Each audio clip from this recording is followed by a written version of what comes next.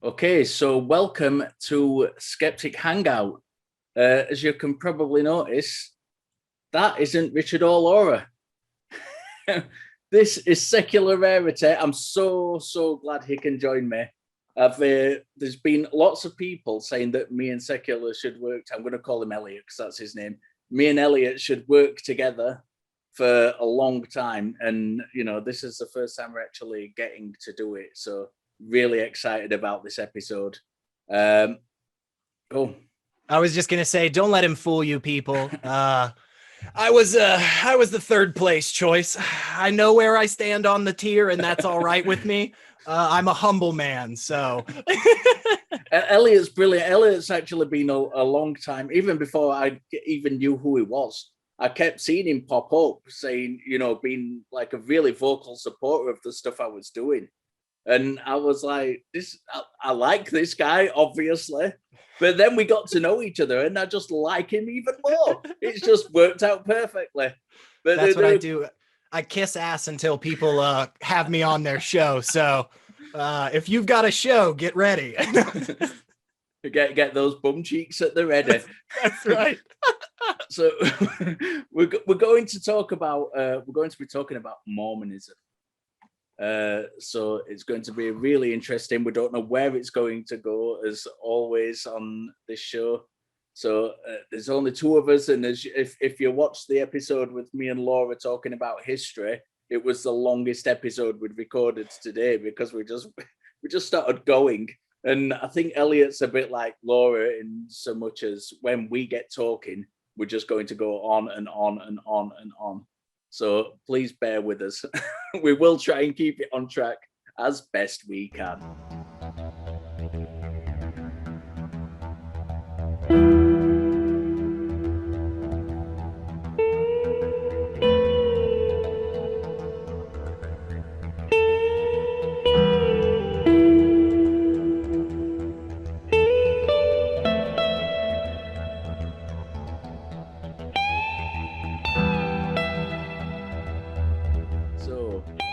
Elliot, what do you know about Mormonism? Yeah, so for a long time, I think I was like a lot of other people, especially here in the United States, where we know that Mormonism is a thing. But like me being over on the eastern portion of our country, it's really like that portion of the country. Like you got to go past the Mississippi. You got to go far out west to those people in Utah. Where is that? And for a long time, I didn't really look into it. I didn't really think much about it. I think one of the first experiences that I had a few years ago where I really started trying to suss out, okay, what is this thing teaching?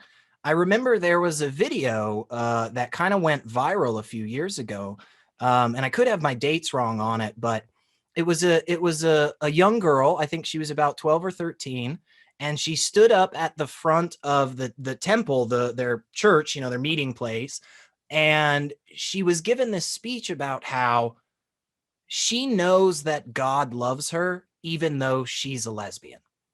And the reason that this went viral was because it was obvious 2 minutes into this girl speaking about this and being who she is, that whoever the pastor or whatever they call that person that's in charge, shut that down, man. Right. They ran up there and were like, oh no, you can't be talking about this and all that. And it was just obvious that this child was hurt by that. It was obvious that she was upset that she isn't allowed to express who she is and be loved by her community.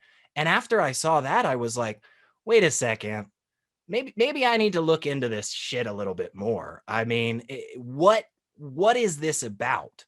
And from there, unfortunately, I think as many of us that have looked into Mormonism as a whole, we ultimately find it is quite a lot of skeletons in the closet and bugs and dirt under that rug, right? Definitely. Well, so have you actually had the pleasure of the Mormons knocking on your door and saying hello and whatnot? Oh yeah, I've gotten some Mormons over the years, and I've gotten some Jehovah's Witnesses over the years. No Catholics, surprisingly. Just a weird thing to point out, by the way. But normally they're friendly. And even I can tell you, I remember a very close teacher of mine in high school, that, I had classes with this teacher like every single year. We were close. He was that kind of guy for me. And he was Mormon, and his family was Mormon. And I remember we had some, summer event thing where, it was a bunch of people over at his place and school administrators and stuff. It wasn't like school, but it was, he was grilling out for everybody in his class after school, whatever. And I just remember talking with his family and thinking, these people are so nice a lot of the times, and they're so pleasant to be around. And I don't have a problem with the people. And that's the case for everything. I don't have a problem with Muslims. I have a problem with Islam. I don't have a problem with Mormons. I have a problem with Mormonism. I have a problem with Joseph Smith and all the crap that he pulled throughout his life. I have a problem with this Captain Moroni and the underwear. I have a problem with all of that. And specifically, kind of like how I started this, the fact that it is so anti-LGBTQ is very upsetting to me. And the fact that they are able to control their members as much as they are. I go ahead. No, I was just going to say, I've got lots of points to make on lots of things you've said, but we'll come into that shortly. We had Rudy B on talking about the Jehovah's Witnesses, because they were brought up within the Jehovah's Witnesses. And we briefly touched on Mormonism there, but only in passing. And I think on the surface, from the outside, the parallels between the Mormons and the Jehovah's Witnesses are very similar. But when you dig into it, the Mormon just goes to a whole new level of fucking crazy. Definitely. It's just amazing. So my wife actually became a Mormon for about, I don't know how long it was, about 2 or 3 years, a short period. And, it was she, and I don't want to come to tell a story too much because, it's not my place to do so, but she was coming from a place of grief. She was looking for community, and she found it. She had some friends who were Mormon, and she kind of went down that road. And they are absolutely lovely people. I've had lengthy conversations with Jehovah's Witnesses, and we've had friends who've been Mormon, obviously with my wife being a member, and I think they get to a point when you're having a conversation with a Jehovah's Witness where they get really pissed off with you, and it kind of turns into a bit of an argument. Even if you're trying to be nice, I mean, you can have nice conversations with them, but they tend to get riled up really easily. Mormons are just infinitely nice people. They are genuinely nice people. And you can. The problem with them is you can see the brains working overtime to try and justify what they're saying to you, because they come from such or certainly the ones I came across came from such insular kind of backgrounds. The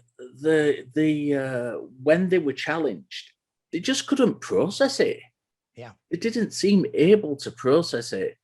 So before we talk about Mormonism properly, just for people who don't know anything about it, it was started by Joseph Smith, who I'm going to come on to later, but in my mind is legendary for committing the biggest faux pas in religious history. But we'll get onto that later on. But it was founded in Western New York in the 1820s and 30s, I think it was.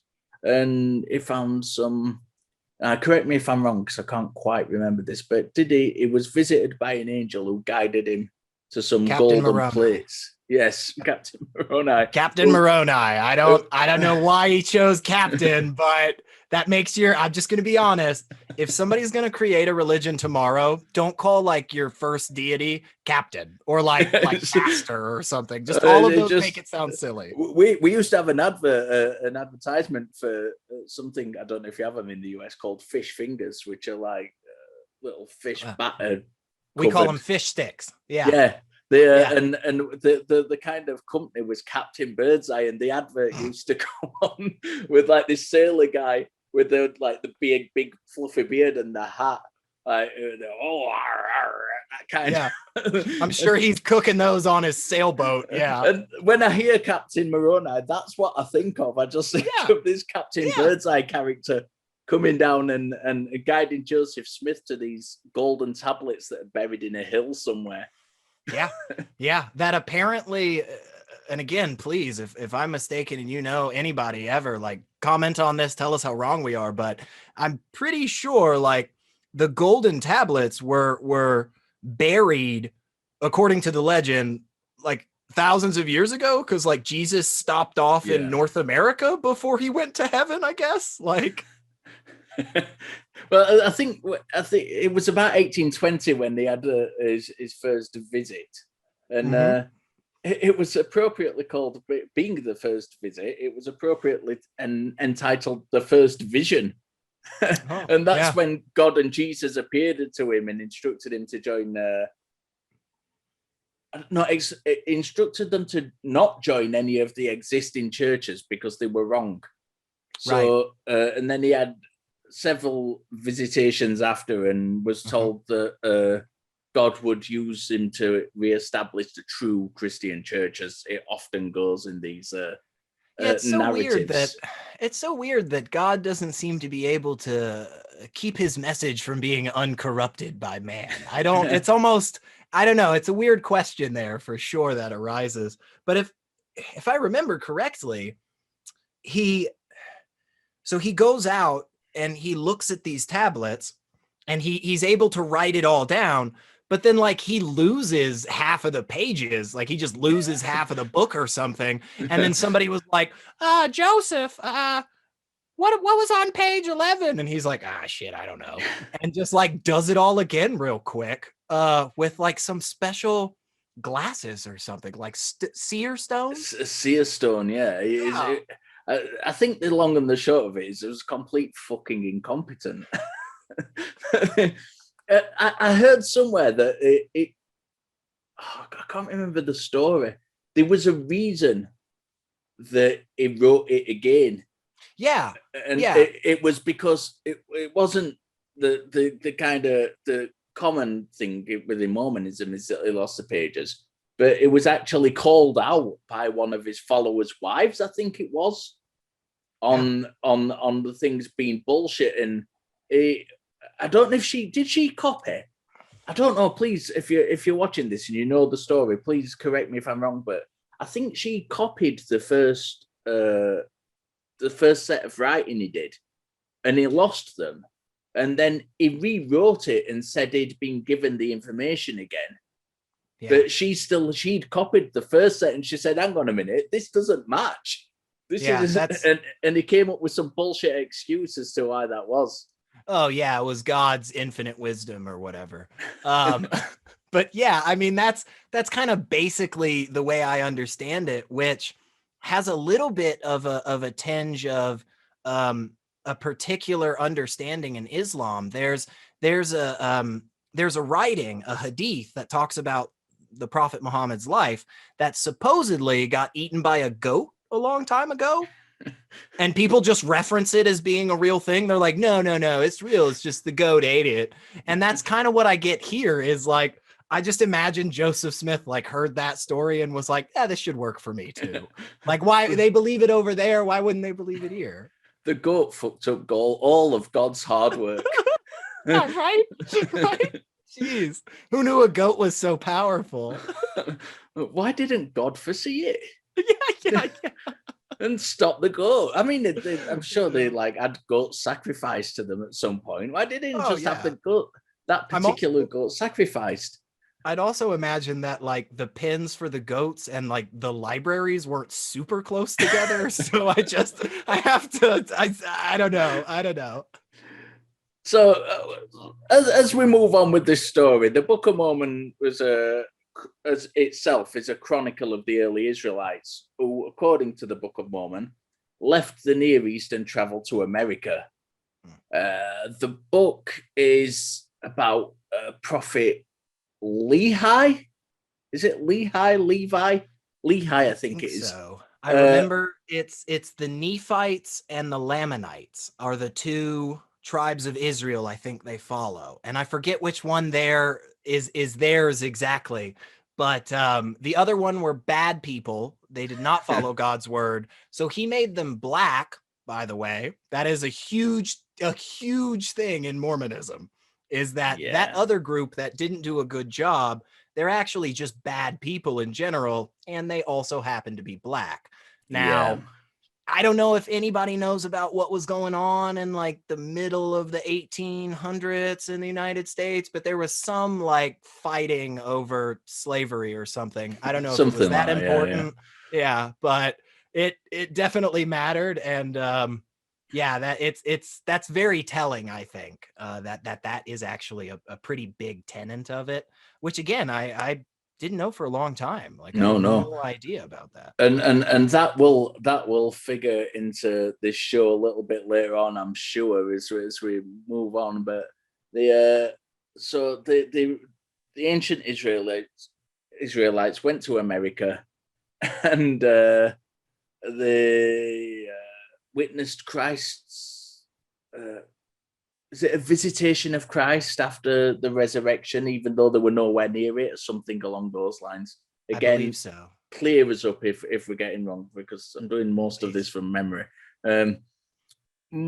So Mormon theology teaches that the America is unique, and the Mormons are God's chosen people, selected for a single destiny.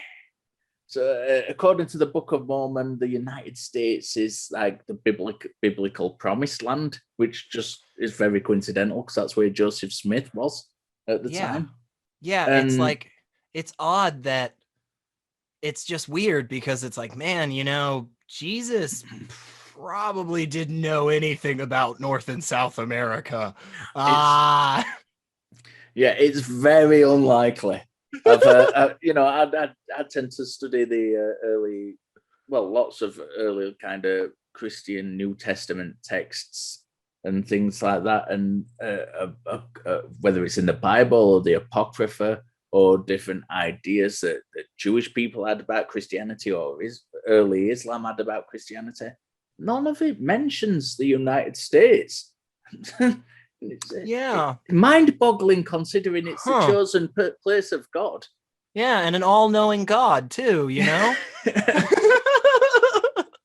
So obviously it's quite a unique interpretation, and it's not. I mean, some of the stuff in there isn't entirely. It can't be particularly backed up by stuff. So, for example, the Book of Mormon mentions animals and plants and technologies, which there's no evidence of in like pre-Columbian America. And this was something I didn't find out till afterwards, till after I'd kind of like when my wife had joined the Mormons, then because I'd come across them before speaking to them and I'd like little bits and I'd read the Book of Mormon, which don't do. I've done it on your behalf. It's just a bad book. Nonsense. It's not a good book. It's even not worth it. Even as far as bad religious texts go, it's not the best. So as my wife got like into it and stuff, I started reading a little bit upon it, and they kind of believed that there were horses and sheep and pigs and elephants and ironwork and plows and swords and chariots and all these things that weren't in America. These were all present in America, in pre-Columbian America. And that was just something, and it's one of those things that kind of Mormons try and excuse by saying, no, you know, you've not looked in the right places, or things like that. Have you heard anything along those lines? So until you mentioned it right there, honestly, I had totally forgotten about the like futuristic technology. Like apparently North America, the Great Plains and stuff was like this steampunk utopia for a while, which I totally had blanked on that entirely until you just mentioned it right there. But one of the things that really smacks me hard about Mormonism is, like, are you familiar with like Hebrew Israelitism and Black Hebrew Israelites and stuff? I am a little bit, but I'm going to let you get back to that in a minute, but I've just got this mental image now of like loads of Native Americans walking around in steampunk goggles. Thanks for that, Elliot. I appreciate it. You're welcome. That's what you get when you bring on Secular Rarity. That's just... So yeah, go on, continue. It's this, you know, both of these concepts are just this idea of a diaspora of the 12 Israelite tribes, which I don't know exactly how much great evidence we have for all of that, but let's just put that aside. Let's say there were 12 tribes of Israel. They lived in that area for a while, whatever. But in the 1800s, especially the later 1800s, there's this very obvious wave of people over in Western Europe, in the UK, in the United States, where they're just like, oh yeah, we're Israelites. Yeah, it's us. Like all those tribes got lost. We found them. It's me. Hooray. And I think it's this, yeah, it's like, it's this, I want to put a feather in my cap. Like I want to wear this crown and be real cool for a minute and talk about how, you know, you think you're following Jesus, but see, I'm actually a Hebrew. And it's like, okay, great, man. I mean, whatever. But there's this obvious desire to try and shift the focus of that story of the dying, rising, salvation for all humanity, yada yada, nonsense, but whatever. But try to push that over into an area that made the people in certain countries that were obviously more prominent on a world stage, it tried to make them feel important. And it's just so clear, especially when, yeah, I mean, exactly like you said, like, oh yeah, there's this vision of Jesus way back then, and that proves it. And then like I had this vision, and like Missouri is where the freaking revelation and stuff is gonna happen. Like, I guess, man. But I don't know if you've ever been in a Mormon church. I have not. But they are the archetypal kind of white Jesus painting places. Every picture of Jesus is just some white guy, and I know it happens in Christianity in general, and especially in America, where people have this image of him. But really, in Mormonism, it is like in every picture you see of Jesus is just some white dude with a nicely trimmed beard. Yeah. And I'm gonna be honest, man. I really hadn't thought about it until like right now, but. And I'm sure, I know I'm wrong on this before I even say it, y'all, but I don't know a Black Mormon. Like, I just don't. See, I do. Okay, see, that's good. That's good to know. That's good to know. It's good. It's good to expand your horizons, but it seems so hard to me because of that truly inherent racism that is a part of this understanding. Like, I just. That seems so difficult to me to be a part of that religion. But if you're a guy, Mormonism is kind of sweet. Like, you get a lot of stuff, man. Like, you really do. You basically become your own god, I think, when you die. Yeah. Well, when my wife was part of the church, I literally had to give my permission for anything she did within the church. When she wanted to go to the temple, it was like, you know, we need to speak to your husband first. Wow. And you weren't even part of the temple. I was not part of the church. No. But I still had to kind of give my permission and things like that. Very, very male orientated. Yeah. When my wife, because my wife's really well educated, she's far better educated than me. And when she was talking about going, because she'd already got one degree in politics and economics, and she was going back to university to do a master's level degree, and they were like discouraging her. Don't you want to stay at home and like look after your family and your husband instead of doing that? Like, no, not really. Yeah. Don't you want to just be a baby maker and a slave your whole life? Doesn't that sound great? Yeah. Wow. And it really is. I mean, I don't want to speak about the whole of the religion because I can only speak about my own encounter with it. But that was like at the forefront, really at the forefront of anything that my wife wanted to do. She had to get my permission first before she did it. Wow. I ended up, I had a quite stern conversation with the bishop in which I said, look, take it that she's got my permission to do what she wants because she's her own independent person. Yeah. And, although I don't agree with the religion or what she did, it's her choice to do it. She's her own independent person. You don't need to ask my permission every time she wants to do something.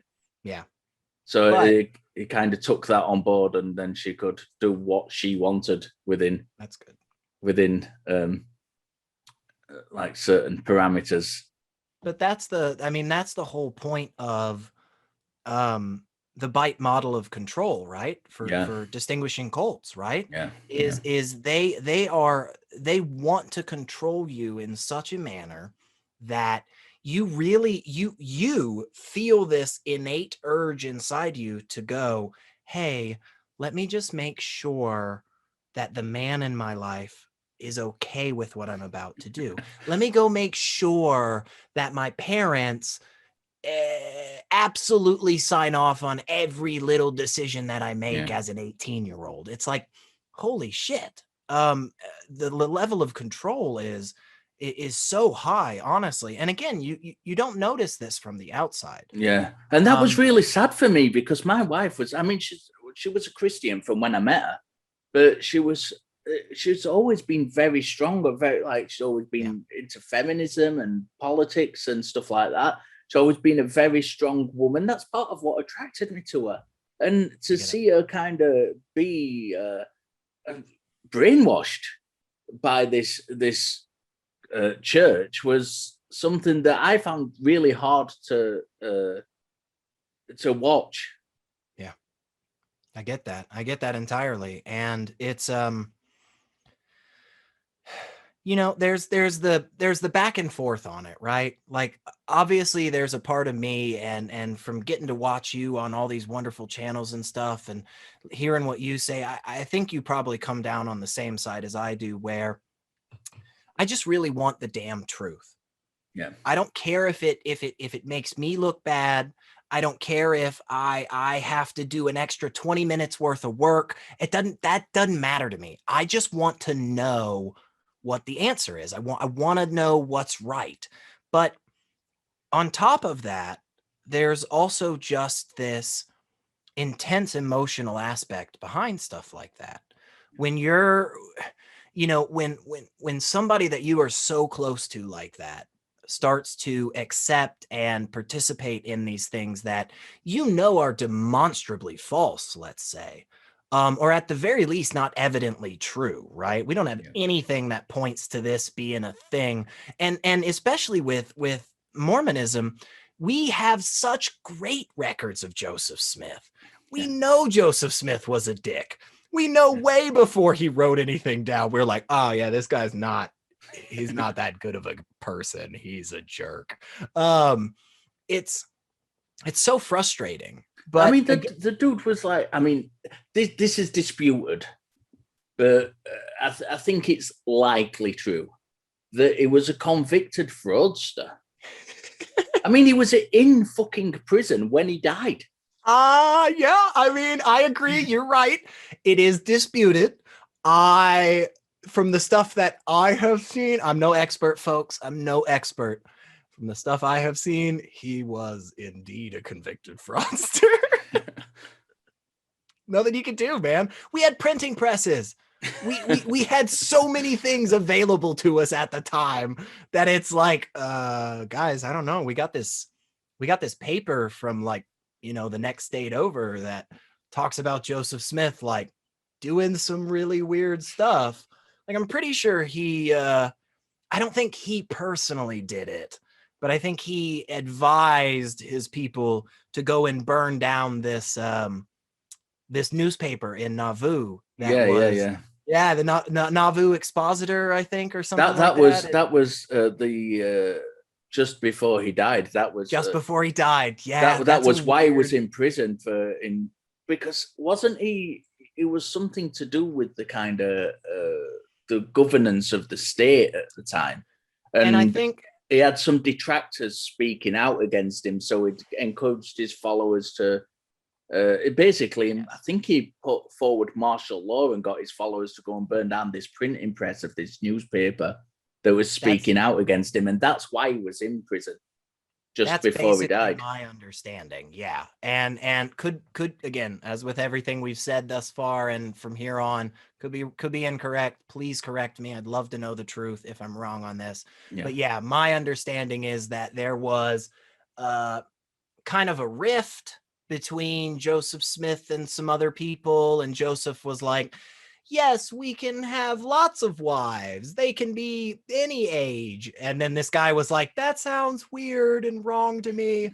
And then like, Joseph was like, well, you're not part of the church. This guy started making a newspaper. And then our old buddy Smith there was like, just go burn it down. I yeah. mean, which doesn't sound extremely Christ-like, but The thing is, I think he got done for a fray as well. I think it kind of assaulted. It'd been in and out of prison a few times, or it'd certainly been to court a few times on yeah. various things. And I think one was choking someone. So it sounded a bit of a dick, to be honest. Yeah. Even as far Yeah. as like religious cult leaders who you might not like go, but what you were saying about the kind of polygamy, the the thing with Mormonism, even as early as like the 1830s, I think it was, the kind of theology itself was torn, and they didn't really have a concrete set theology. There were different groups breaking off. Some of them believed in the Trinity, some of them didn't believe in the Trinity, some of them believed in polygamy, like Joseph Smith, and some of them didn't believe in polygamy. So I think they were quite early. There were quite a lot of like splinter groups. And they end up, if I'm not mistaken, because at that time, if I remember correctly, the United States hadn't entirely incorporated a lot of the territory in that area, that far west, from the East Coast and the original colonies and stuff. And one of the things ultimately for like Utah as a state to actually get brought into the Union was like the Mormon church had to, quote unquote, like renounce polygamy or something. But it's not that they really renounced it, from my understanding. It's just that they said, oh, this is no longer going to be a legally binding thing. You'll marry the one person, which of course, heterosexual, monogamous, well, not polygamous, but heterosexual, cis, anything else on the spectrum, just not a thing. Yeah. And once you marry the first person, you then get spiritually married to these other people. But this is the problem today. The problem today is that the almost the entire state of Utah is controlled by people that are very much involved in the Mormon church. And I don't have a problem with a religious person being in office in and of itself. But when a religious person is in office in any democratic Republican country around the world, and they are blatantly pushing their religious agenda for no other reason other than, hey, my guy read this on the golden tablets years ago, and this is what I'm doing. That's where I have the problem, because I know for a fact there are people in Utah that aren't Mormon, and they don't deserve to be subjected to that, you know? Man, woman, child, doesn't matter. No, they do that. I've seen things. One of the biggest criticisms I had when I first started looking into Mormonism, like looking at the background of it, was I found a lot of stuff they like really kind of had and this is intriguing considering what they believe, but they were like really trying to like take over Native American Indian land to put oil pipeline. I think it was oil pipelines through. And that was a huge thing in American politics a couple of years ago, a few years ago. And it was led by two Mormon politicians. Yes, there is a, if I remember, you might, that specific reference might be to the Standing Rook Native American tribe, I believe, but I do know for a fact that the Mormon Church as an organization in the United States holds ridiculous. I don't know if it's number one anymore, but it definitely was number one, at least in the last 10 decades, a ridiculous amount of land that this organization physically owns, okay, and gets tax breaks for it. And not only that, but the amount of investments that this cult, it's just what it is, it's a cult, the amount of investments that this cult is a part of is absurd. I mean, we are on the levels of hundreds and hundreds of millions of dollars. And I absolutely would not doubt if at the end of the day we find on their books that we're talking gas company after gas company, coal company after coal. Name the top 5 companies in the whole freaking world, and I bet you if they can, they've got their hands in it. And it's just a power grab. I mean, at the end of the day. But of course, we can't check the books because they're not very forthright with letting us do that, are they? Yeah, they're not big fans of that. And in fairness, our government's a part of that problem. So yeah, USA. Going back to the Native Americans and marrying that to the kind of theology of Mormonism, the Lamanites, was it? That was one of the tribes, and they were considered the principal ancestors of the American Indians. But there's no, and these were supposed to have come out of Israel and things like that, but there's no Semitic language spoken by Native Americans. Going back to the kind of horse thing where there's just no facts to support what they claim. And we've got DNA.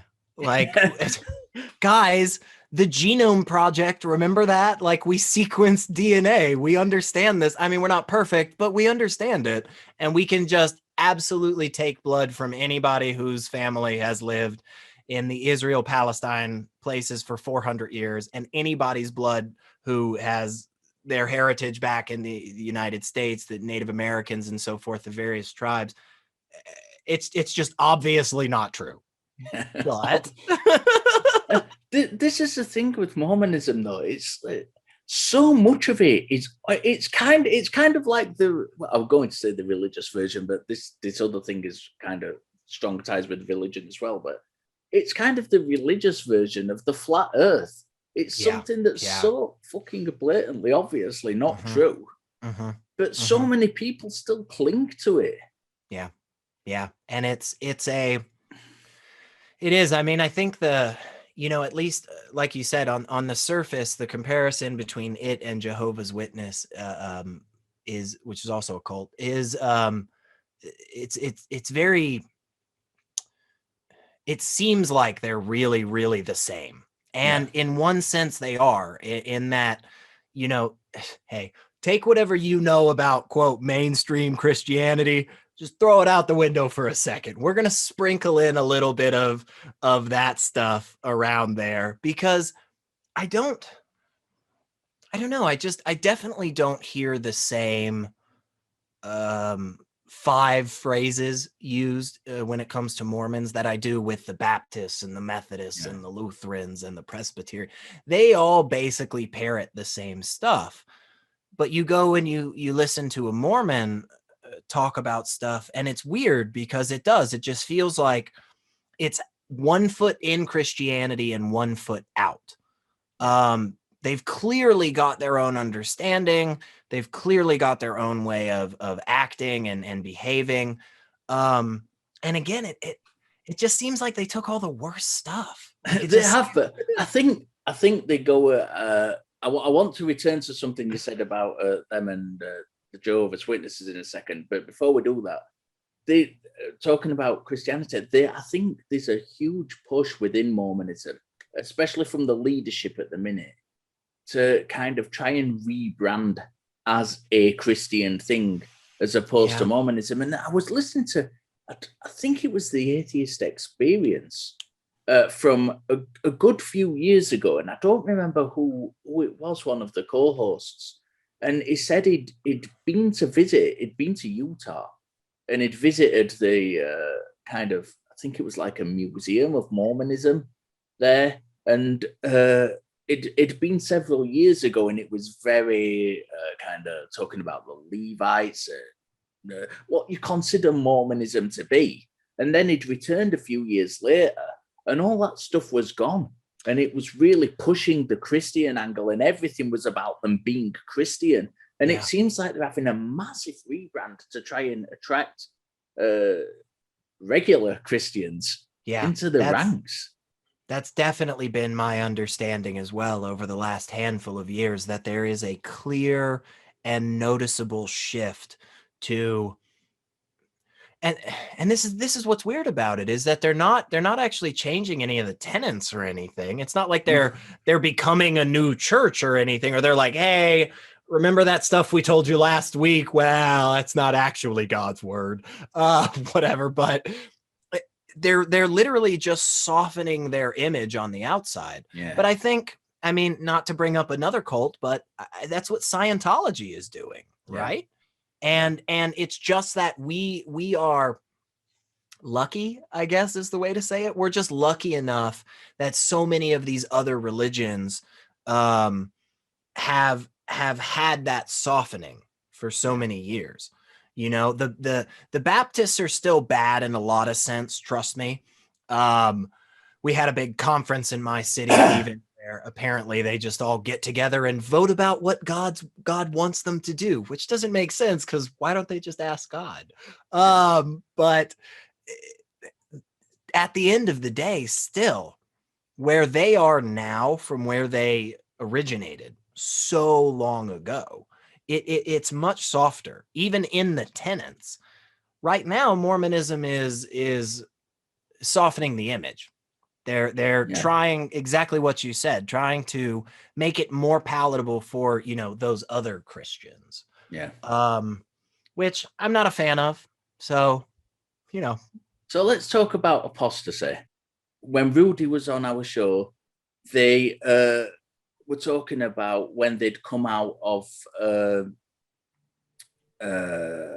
Jehovah's Witnesses, and the real struggle they'd had with the kind of being shunned and things. Now, that is something that I found when my wife came out of Mormonism, and it was something that, I mean, we literally had to take them to court to get my wife's name off the book. We literally had to threaten them, and it wasn't a simple process because there were so many people doing it.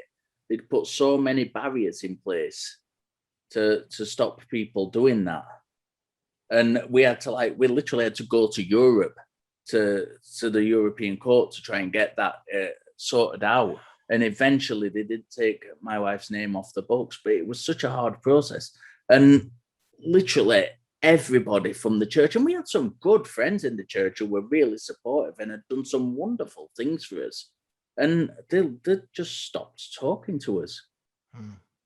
I think my wife now has like 2 friends from the church who still talk to her, and that's on the kind of like sly. So nobody knows about it. What's your understanding of apostasy in that respect with Mormonism? Yeah, it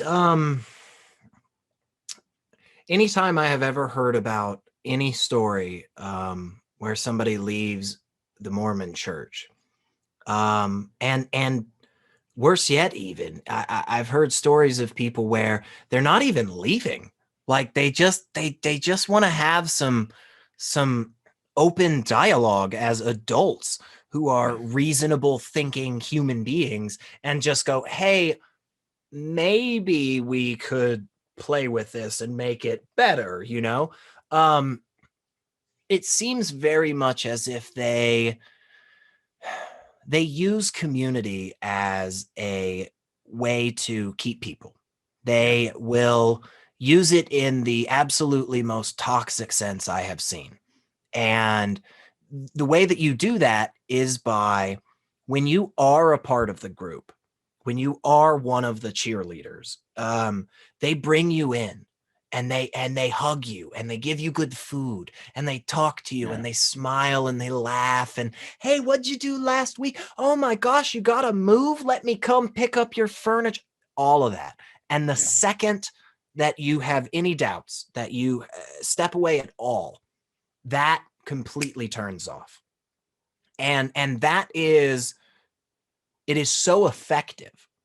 It is so effective, which is why there aren't as many apostates from this particular religious understanding, whereas there are from so many others. And it doesn't seem to be, at least from my understanding, it doesn't seem to be a specific, like, it's not only if you're in Utah, that's how it is. It seems to be something that the Mormons have kept really hardcore. I mean, across the world, like even in Australia, I know I was reading something about some people that, like, man, we're having a hard time leaving the Mormon church. And I'm like, how much power do the Mormons have over there?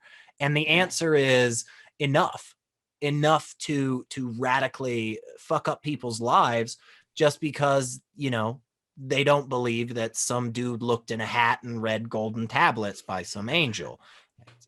I think it's one of the, I think that certainly from my understanding and my experience of it, it's not that people aren't leaving, it's that they're making it so difficult for people to leave. Now, we had a situation where it was probably better for them to let us go, because obviously we'd taken legal action. I don't want, I'm going to come across as a dick now, but it is what it is. But the missionaries had come after my wife had expressed clearly she didn't want anything more to do with them. And the mission, I've told this story before, but it does make me sound like a dick. The missionaries had come round, and she genuinely wasn't home. And I told them that she wasn't home, and they expressed about coming back. And I was nice to the guys, the young guys, the elders that they call them, but they're usually in the like teens, like late teens, early 20s. And I'd said, you know, please don't come back. And I got a message to the bishop of the local church that if they did come back, I was going to hand deliver them to him. So that kind of, I think that was both him. Firm. Yeah. That was a firm and yet, you know, loving. You're just about for their well-being. You didn't want them to get hurt. Yeah. I appreciate that's a bit of a dick thing to do, but I was really angry at the time. I genuinely was really angry, and you can laugh about it now, but you know, I wasn't happy. The kind of harassment my wife was getting at the time was not good at all. And they're very much that is definitely something they do well, which is a fucked up thing to say, but they are good about silencing people. Yeah. They are good about pushing down the victims and blaming them. It's their fault for these problems. It's their issue. They should have done better. Too bad they weren't holy enough. They should have worn their undergarments more.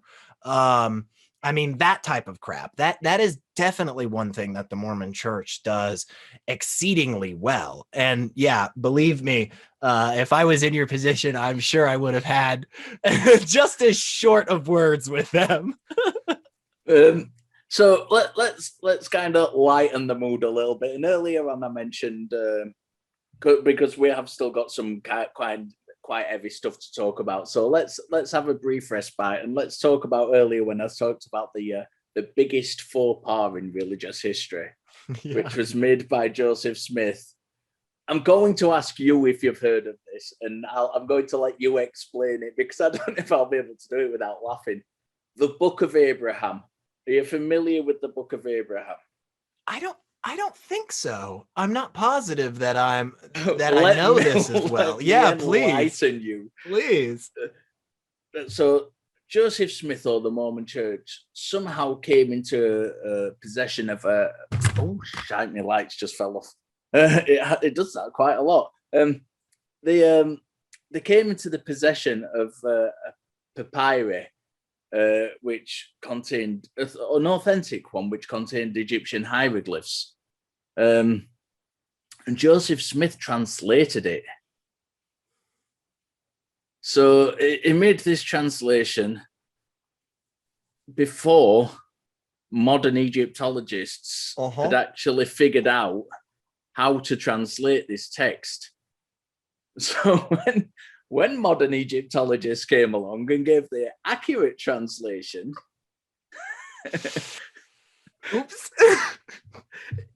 entirely the same thing. I can't remember what it was that Joseph Smith had actually translated it as, but it turned out that they were just like ordinary funerary texts, like Egyptian like funeral texts. And had absolutely nothing to do. I think it was Abraham.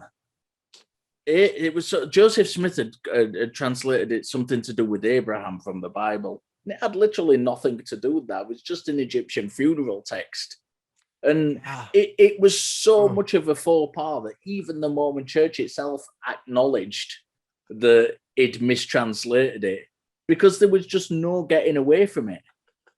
Literally no. So that is so my. How do you go on? How do you have something like that and then still go, no, he got the other stuff right. He apparently didn't know Egyptian, but this other weird made up language we had never heard of before, he got that accurate, you know?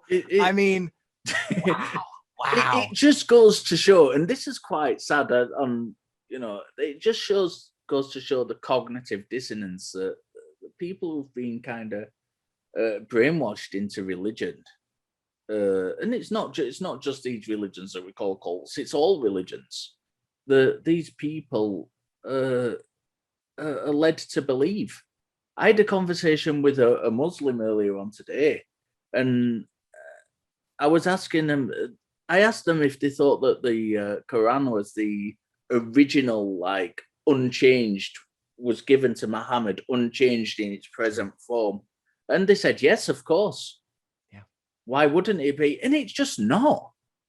It's just any Islamic scholar will tell you that that's not the case. And the kind of brainwashing people go through when they're in these religions is the cognitive dissonance. It's heartbreaking to see. And a lot of people in our community will, fortunately not the kind of people we're close to, but in our wider community, will ridicule religious people. And that's not the way, it's not something to be ridiculed for. It's not their fault that they've been brought up and brainwashed into this system. It's just saddening to me.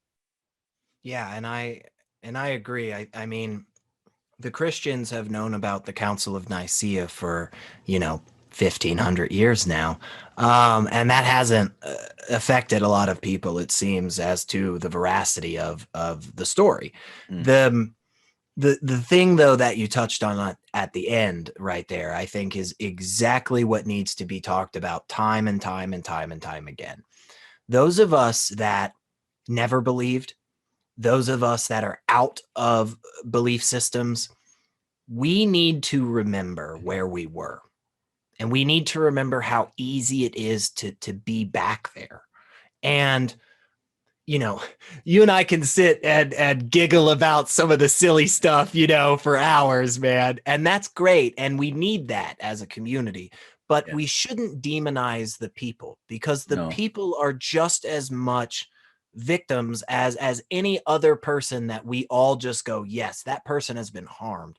Just because this particular individual is a successful church leader, or a YouTube personality with the Jesus and the woo, all that stuff. Look, this person has been harmed just in the exact same ways that so many other people have.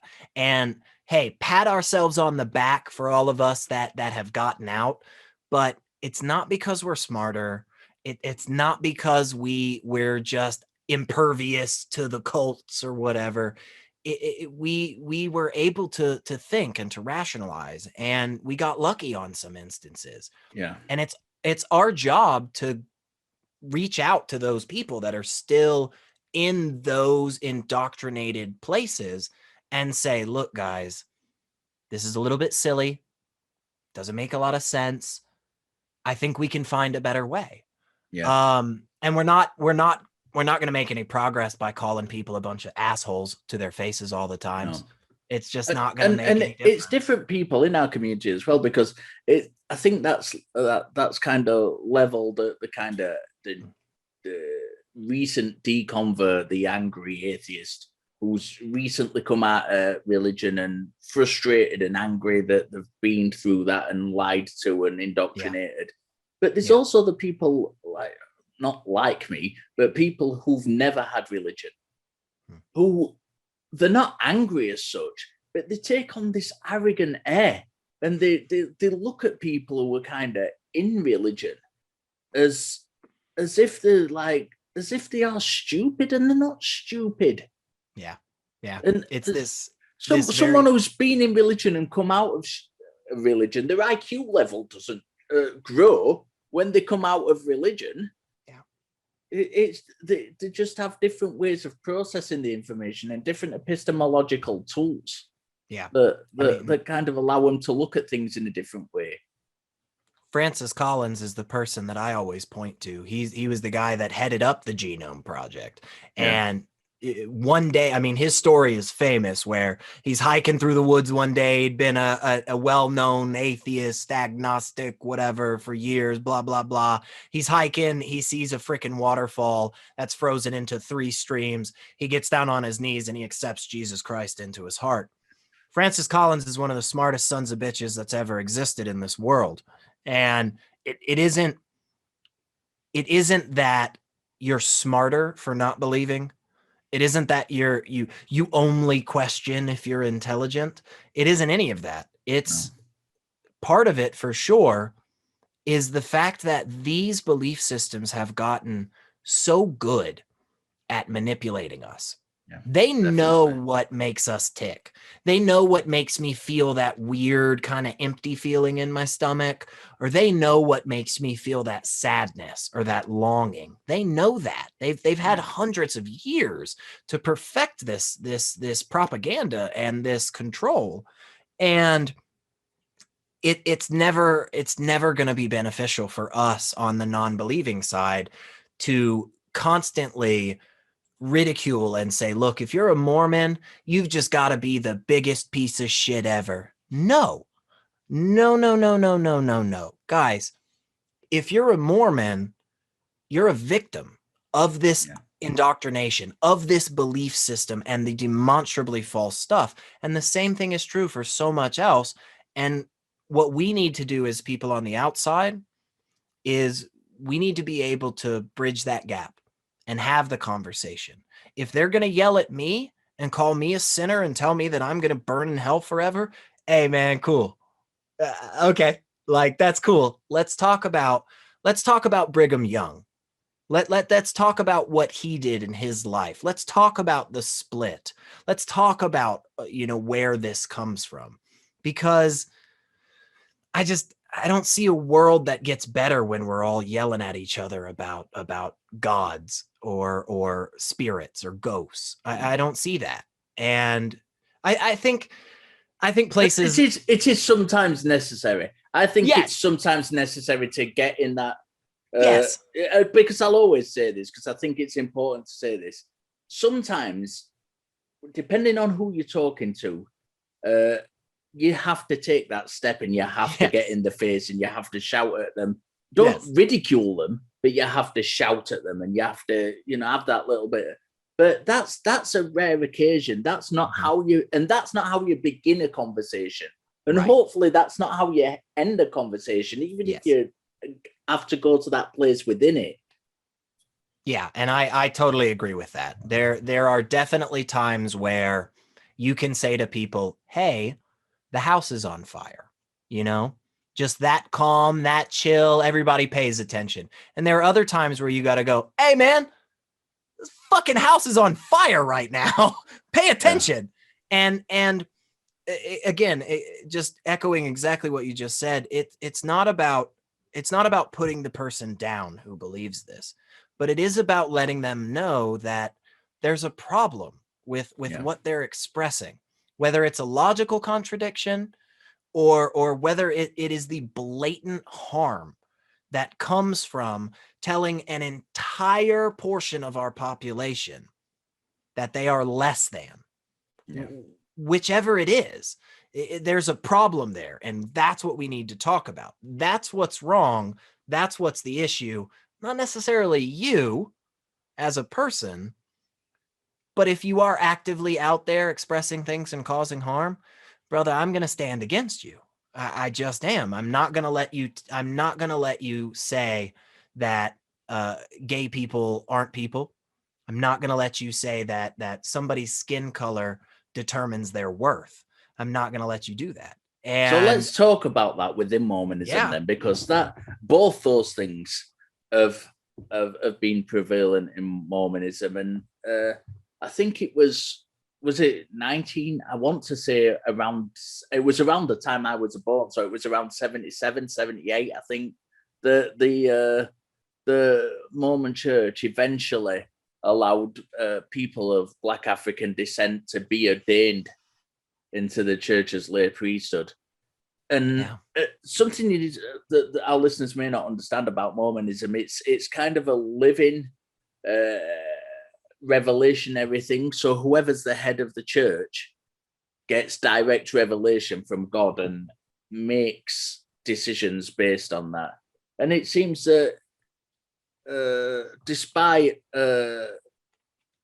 some members of the Mormon Church being against the civil rights movement and things, I think there was one of the leaders, Ezra Taft Benson, I think they called him, was like really opposed to the civil rights movement. It seems funny that as society progresses and more of society adopts civil rights sympathies, that the LDS Church all of a sudden had a revelation that it was okay for Black African men to suddenly be ordained into the church's priesthood. Just a coincidence there after 200 years of like not allowing it. They heard the word of God. That's what it was. God spoke to them. They did have a long history of barring Black men and women from participating in the temples. They weren't even allowed to go to the temples. They didn't allow interracial marriage. Yeah. Black men couldn't receive the priesthood and they couldn't hold leadership roles. They couldn't perform rituals. And Joseph Smith and Brigham Young reasoned, as I think you touched on this earlier, that black skin was the result of the curse of Cain, or the curse of Ham. And Yeah. they thought that black people were less valiant in the kind of pre-existence, which is one of the Mormon doctrines. It's ridiculous. And the fact that this goes on, as I said earlier, I had friends who were black in the Mormon church.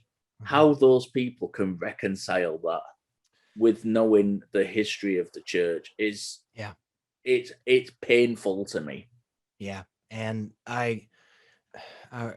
what's coming to my mind right now, at least in part, is that wonderful, wonderful activist Mandisa Thomas with Black Nonbelievers, where I've heard her say, it really does just blow my mind sometimes to think that the Christian religion, this Protestant religion that was used to demonize my ancestors, my family for so many years. So many of my family and friends are still a part of it today. And specifically with Mormonism, I completely agree. It's not something that is hidden. It feels like to me, it's not something that it does not take, again, being the guy that just got the door knock every so often and then no thanks, don't want to talk about God and close the door. That's fine, but it doesn't take much more than about 5 minutes worth of looking into Mormonism before you start to understand how prevalent this racist ideology is. And on top of that, again, as we've touched on a whole bunch, the misogyny, the outright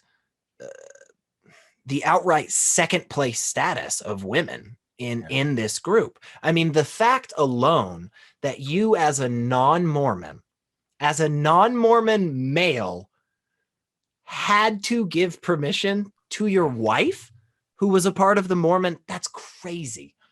That's crazy that is actually something that they wanted. And it's, I mean, obviously I'm a white guy.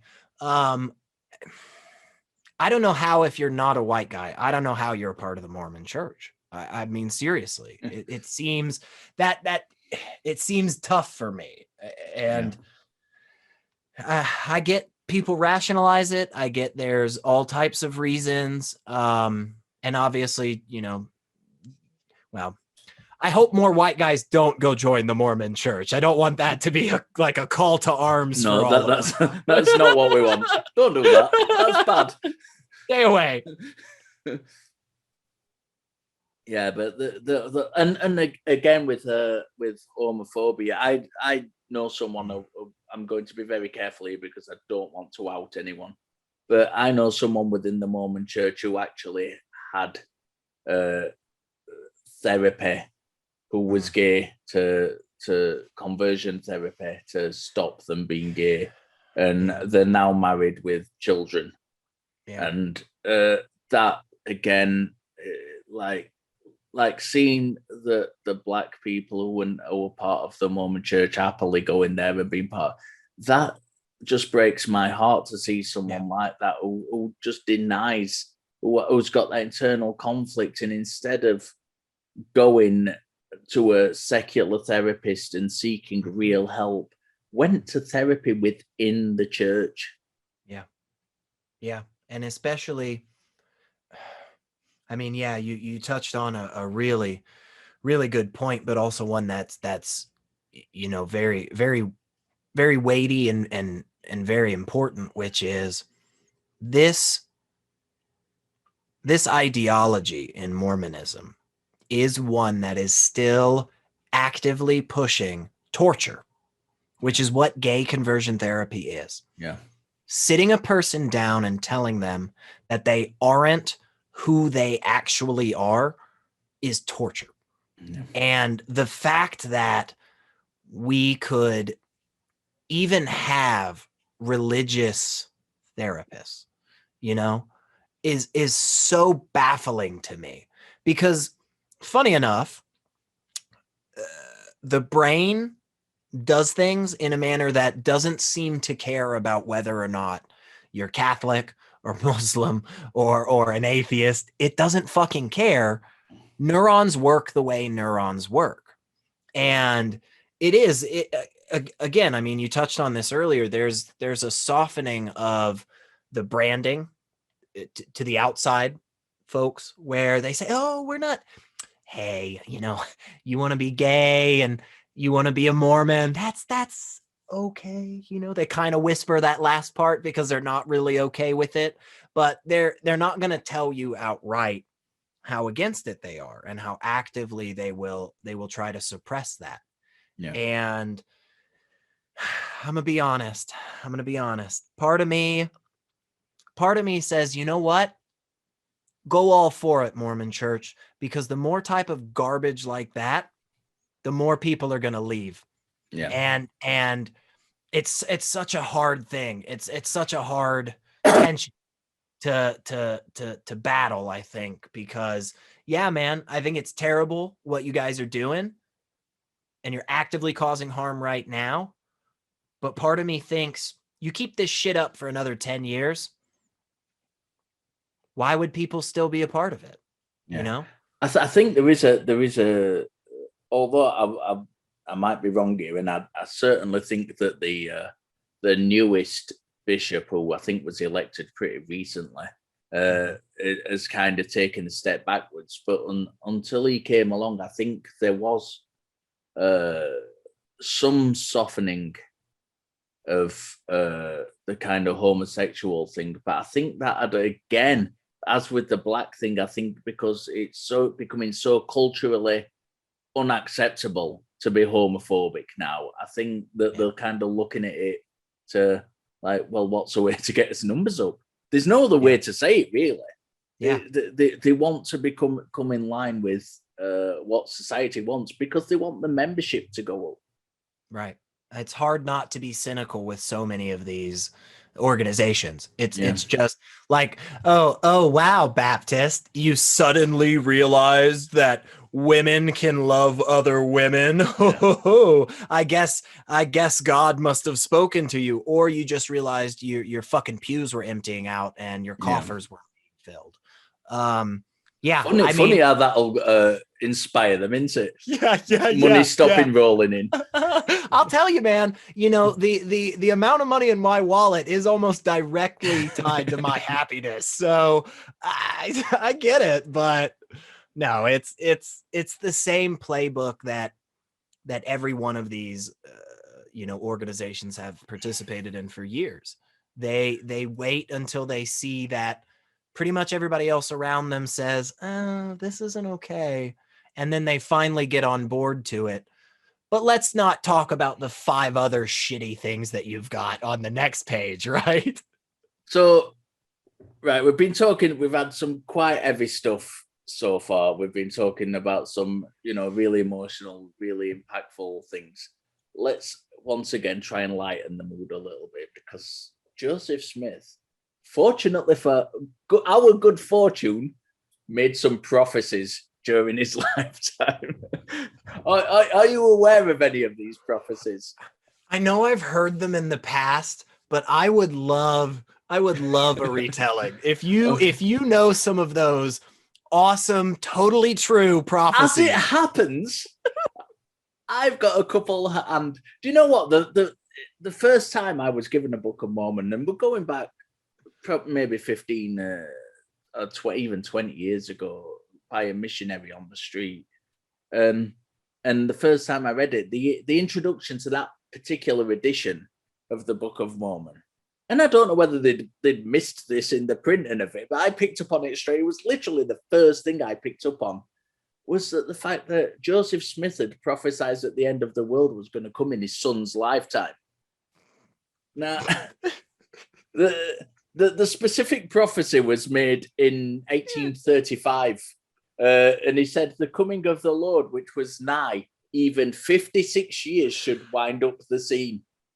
That was in 1835. That's not particularly come to pass, unless the Lord is sneaked in very, very quietly and not particularly done much.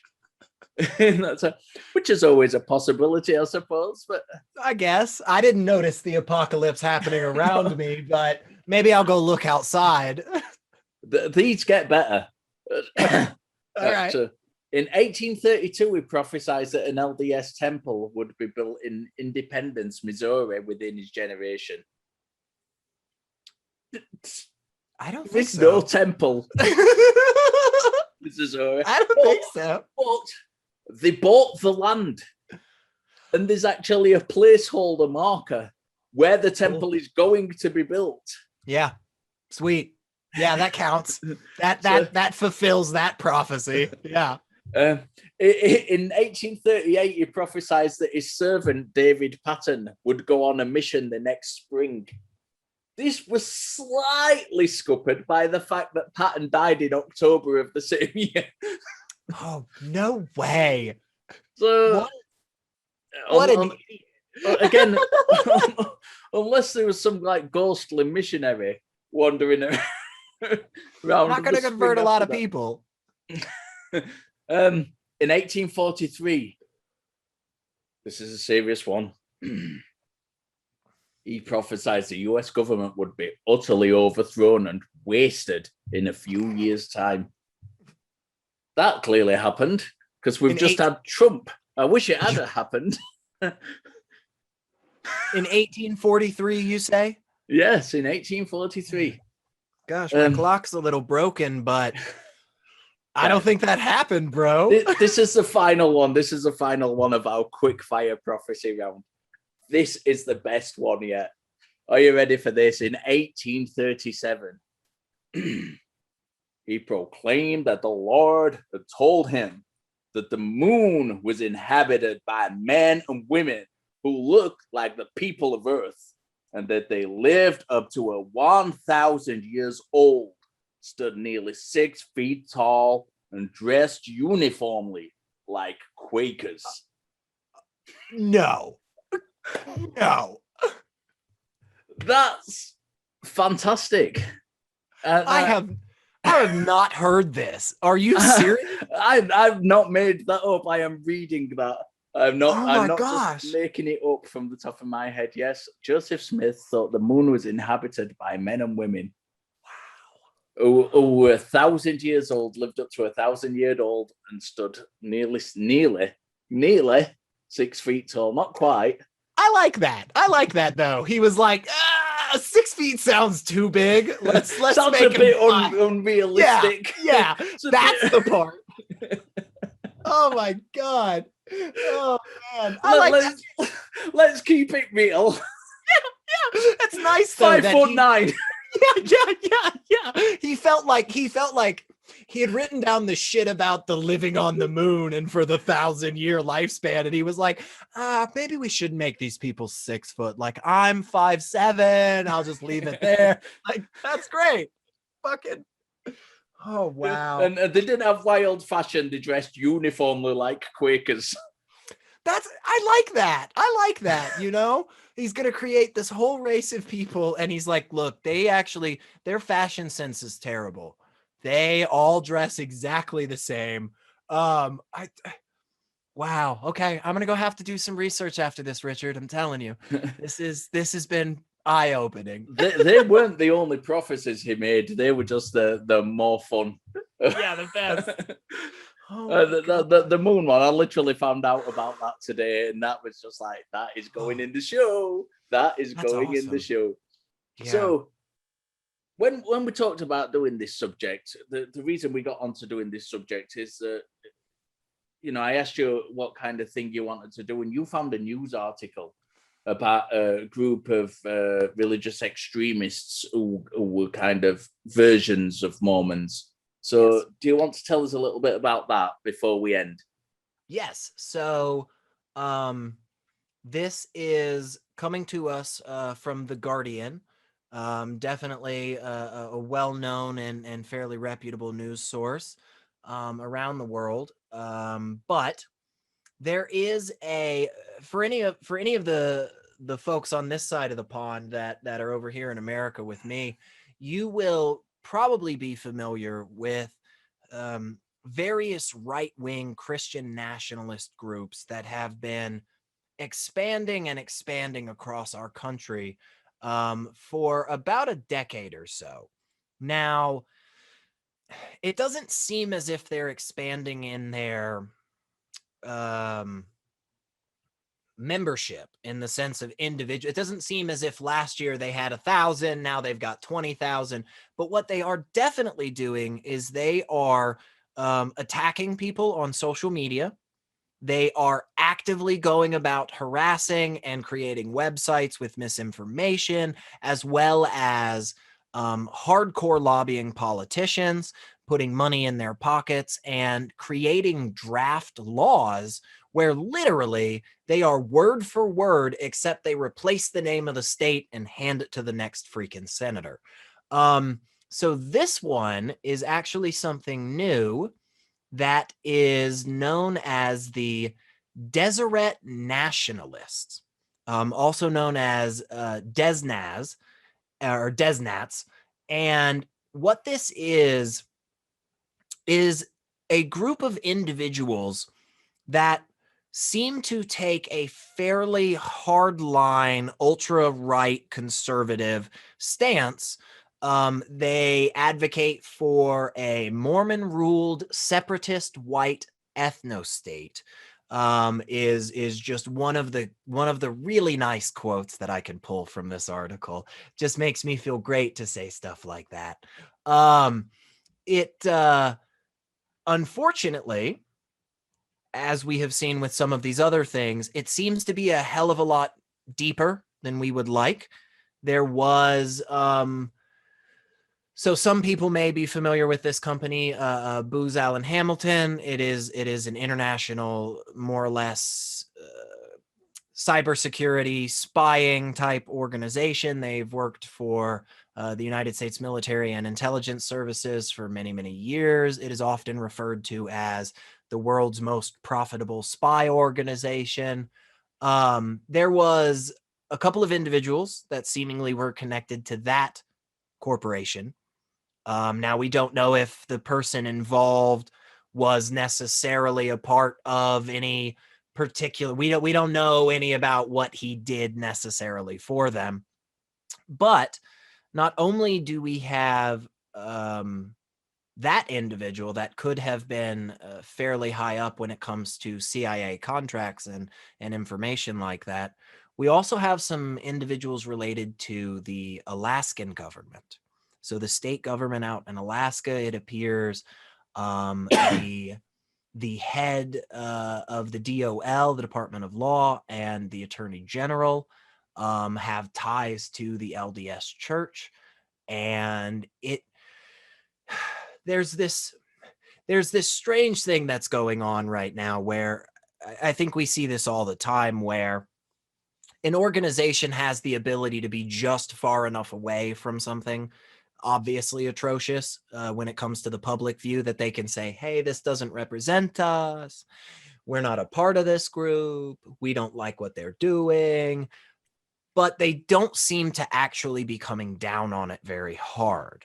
In fact, it seems to be the case that, let me see if I can find this guy's name.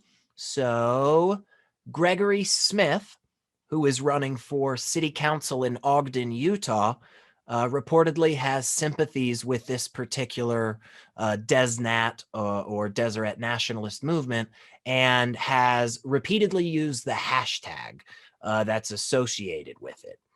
And one of the quotes that I think is really important, because it does, because again, this is an ultra right, far right, conservative Christian nationalist sect and organization that harasses people online, posts misleading and misinformation or disinformation and so forth.